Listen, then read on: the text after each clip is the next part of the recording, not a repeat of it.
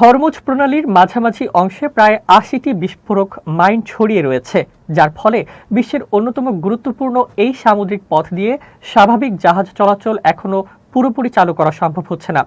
আন্তর্জাতিক ট্যাংকার মালিকদের সংগঠন ইন্টার ট্যাংকের কর্মকর্তারা জানিয়েছেন, এই বিপুল সংখ্যক মাইন অপসারণ করতে দীর্ঘ সময় লাগতে পারে।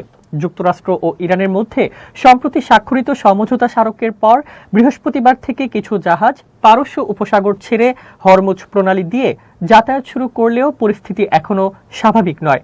বিশেষজ্ঞদের মতে, যুদ্ধবিরতি কার্যকর থাকলেও মাইন, নৌ নিরাপত্তা ঝুঁকি এবং অন্যান্য প্রতিবন্ধকতার কারণে বৈশ্বিক বাণিজ্যে চাপ অব্যাহত থাকবে।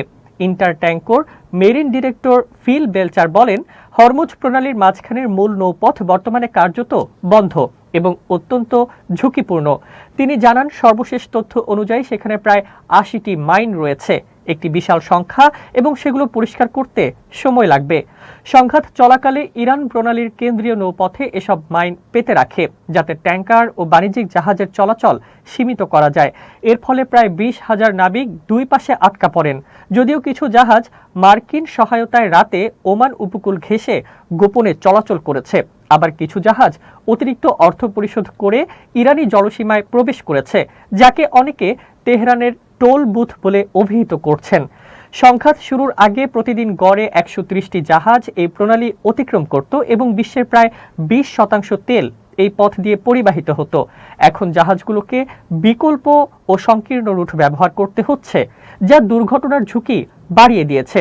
বেলচার পরিস্থিতিকে একটি মহাসড়কের সঙ্গে তুলনা করে বলেন, মহাসড়কের মাঝের লেন বন্ধ থাকলে যেমন গাড়িগুলোকে পাশের সরু অংশ দিয়ে চলতে হয়, এখানেও ঠিক তেমন পরিস্থিতি তৈরি হয়েছে। এদিকে জাহাজ চলাচলে আরেকটি বড় উদ্বেগ হলো নেভিগেশন ব্যবস্থায় ইলেকট্রনিক বিঘ্ন বা সিগন্যাল জ্যামিং। অভিযোগ রয়েছে, সংঘাতের সময় ইরান এমন প্রযুক্তি ব্যবহার করেছে যার কারণে অনেক জাহাজের অবস্থান নির্ধারণ ব্যবস্থা অকার্যকর হয়ে পড়ে। ফলে দুর্ঘটনা, সংঘর্ষ বা জাহাজ ডুবে যাওয়ার ঝুঁকি বেড়ে গেছে। বিশ্বের অন্যতম সামুদ্রিক তথ্য সেবা প্রতিষ্ঠান লয়েডস লিস্টের প্রধান সম্পাদক রিচার্ড বিট বলেন, পরিস্থিতি এখনো অনিশ্চিত।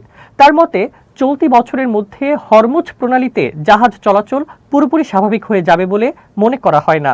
বর্তমানে প্রায় ৬০০ জাহাজ পারস্য উপসাগরে অপেক্ষমান রয়েছে, যেগুলোর অনেকেই ফেব্রুয়ারি থেকে নোঙর করে আছে। ফলে তৈরি হওয়া জট কাটতেও সময় লাগবে।